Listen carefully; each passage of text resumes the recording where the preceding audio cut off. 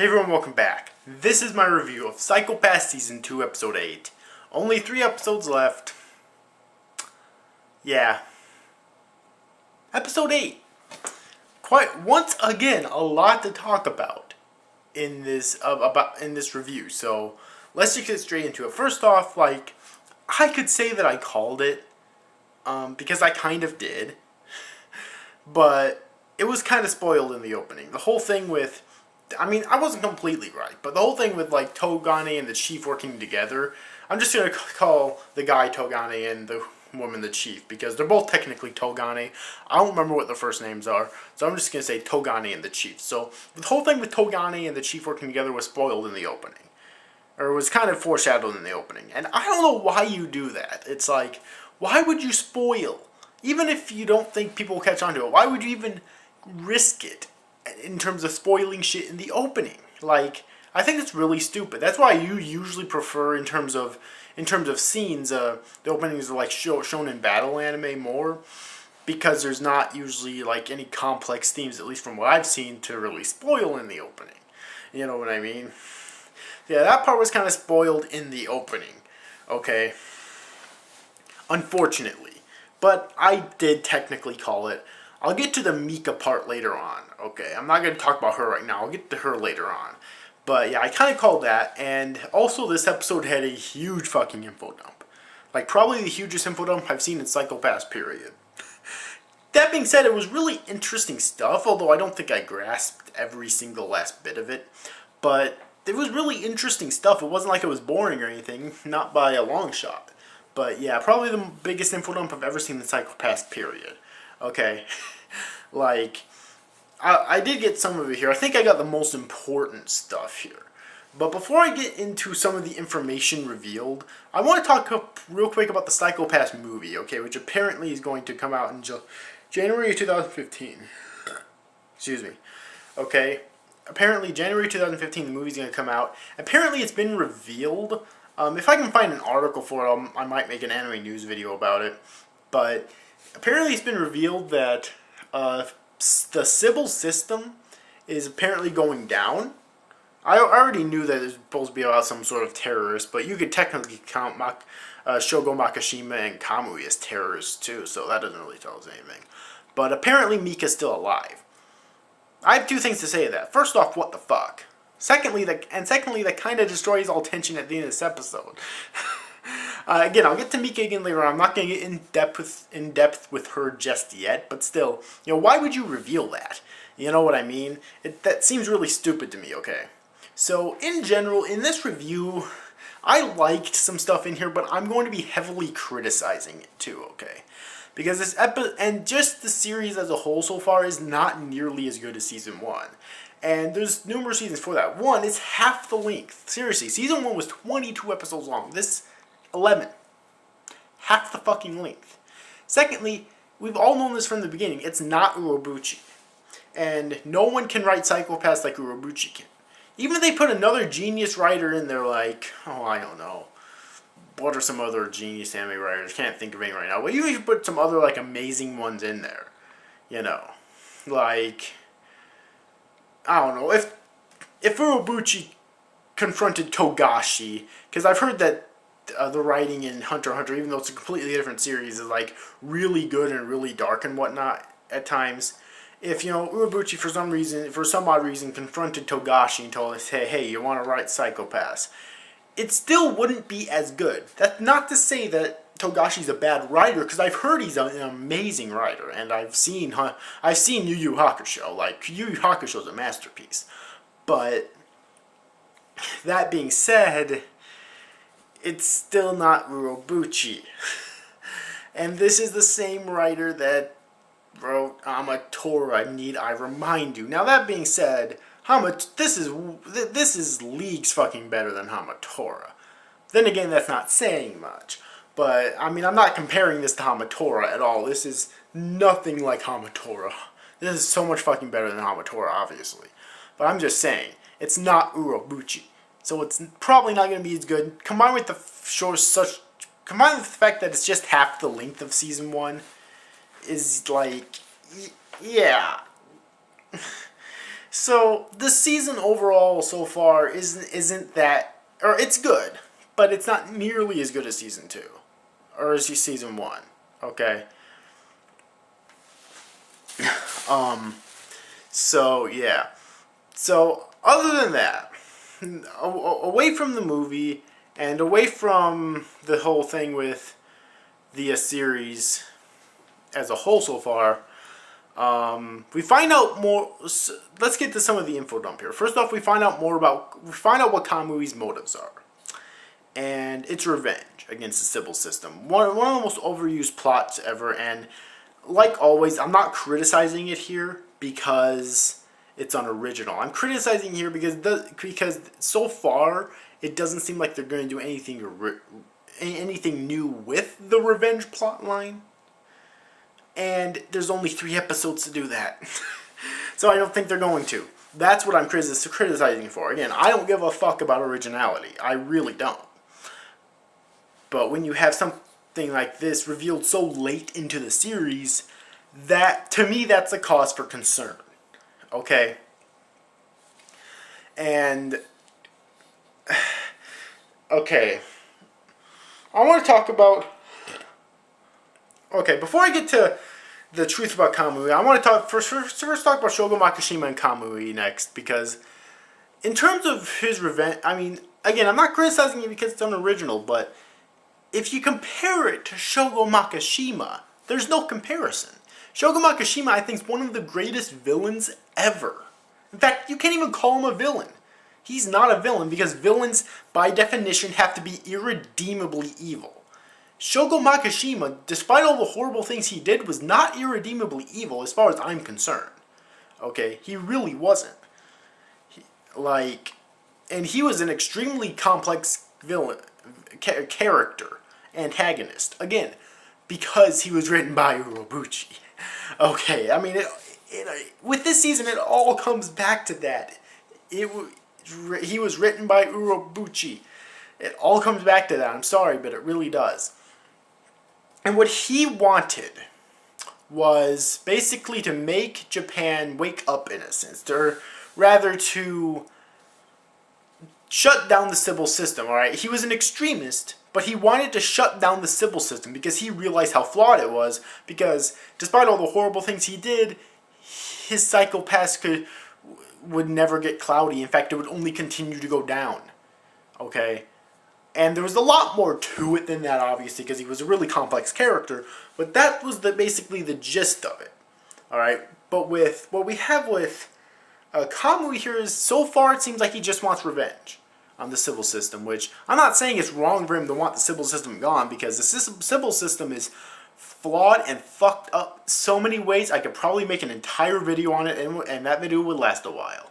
Okay? Because I've mentioned it before in these reviews, the Sybil system is so fucking flawed. And it needs to disappear. I'm not saying Kamui's wrong for wanting it to disappear, but so far he seems very shallow as to why he wants revenge against the Sybil system. Okay.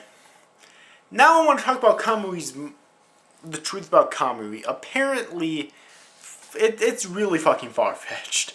Apparently, Kamui is a combination of organs from 184, technically 185 if you count that one that one woman's eye. So 185 different people, their organs. That's what Kamui is. Or rather, it's either, see, it was really confusing. It's either that, or he was an actual person, but he took 185 organs and used them to enhance his mortal body. I'm pretty sure it's one of the two. It was really confusing the way they explained it, and it's really far-fetched. Apparently, that's the reason why he can't be detected by the Sybil system. It's really fucking far-fetched, even by the standards of psychopaths in general. Okay? Really far-fetched. Okay? I just don't like it at all. I do not like the explanation, and I don't see them remedying it very well in just 3 episodes. Okay, I really don't, unfortunately. So, Yeah, Kamui, so far, he's not impressed at all. He did not impress me at all. At least so far. Now, let's talk about Togane. Apparently, Togane is the son of the chief. Okay, that's fine. We've known that the chief has been evil since the end of Season 1. I have said this numerous times in these reviews. The chief is going to be evil. Even before I started, I knew the chief was going to be evil. Because we've known that since the end of Season 1. Okay, I mean, I'm not complaining that because it was unpredictable, because, I mean, Season 1 was obviously written by Urobuchi, and we knew that we knew that the chief was evil since then. Okay, I'm just saying, it shouldn't be a surprise to anyone who's watched Season 1, okay? But the whole thing with that, me and a lot of other people were theorizing, which was that Togane was really a hologram, and he was really a Kogami. Completely thrown out the fucking window now. Unfortunately, because Kogami, I think, was the second best character in Season 1. Second only to Shogo Makishima himself. And also, it makes him kind of a shallow character, because apparently now what we're able to get out of this fucking character is that he's just following in Mommy's footsteps. He wants to do everything that Mommy wants him to do. And I'm not complaining because it's cliche, even though it kind of is. I'm complaining because it's kind of pathetic. If that's the case, then that proves that he really has no motives or objectives of his own. He's just following Mommy. Give me a fucking break. Dear God. So, yeah. Unfortunately, Togane's character is kind of ruined now, too. Okay? And then we have Mika. Now, this could go both ways, because I kind of liked Mika at first in this episode. I'll be honest with you, I actually did. She proved in one episode that she is a capable detective. And she's really intelligent when it comes to digging deep into finding information and whatnot, and coming up with solutions, discovering the truth behind things.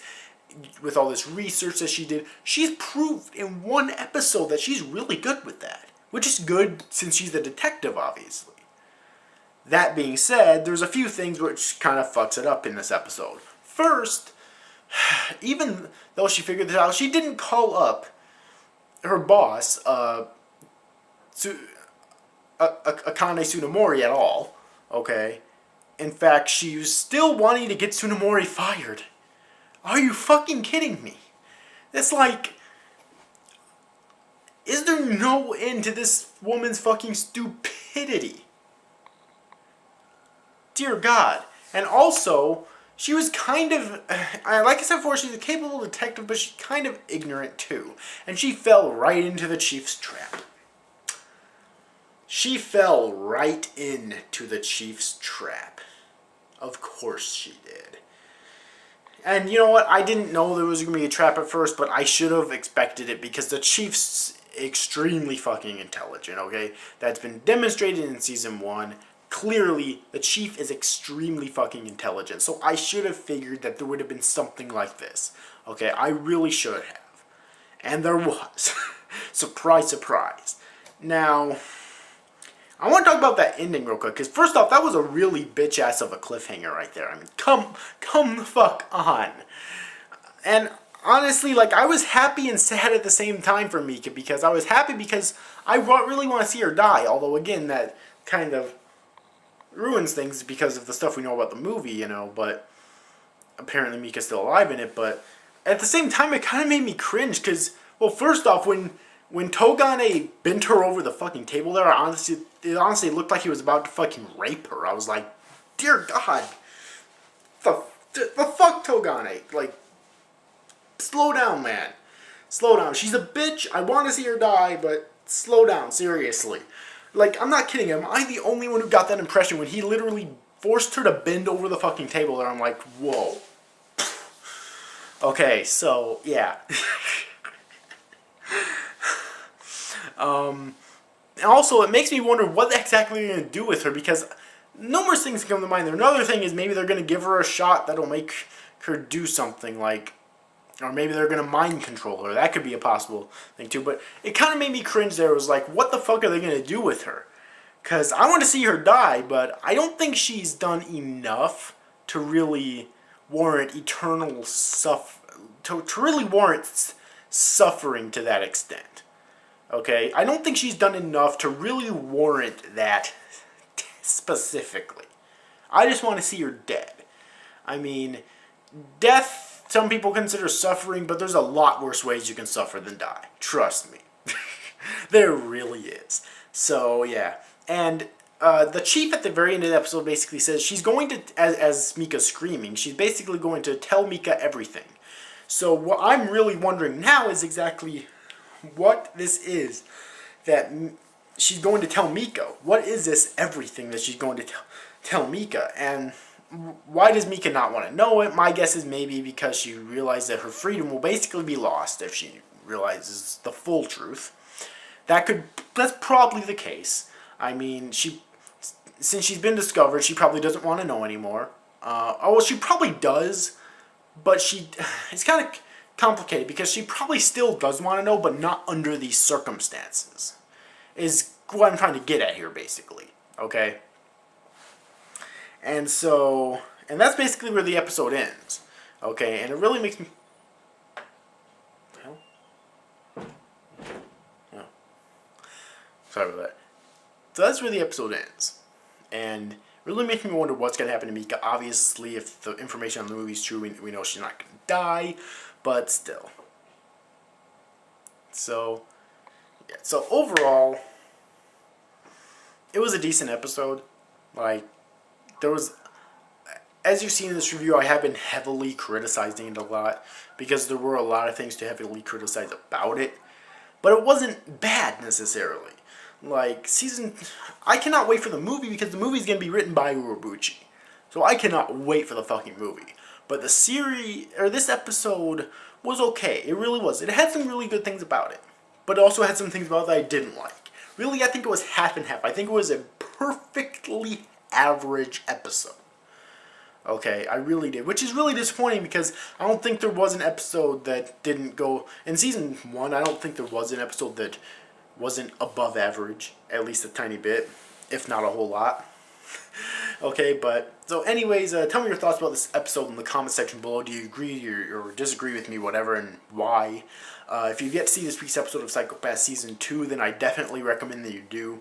I can't wait for next week's episode. This series is getting pretty good so far, and there was a lot of interesting information revealed in this episode as well. Okay, it's just there's... The writing, the difference in writing is apparent, definitely. So anyways, overall, hope you enjoyed this review, guys. See you after, guys. Thank you for watching. Bye-bye.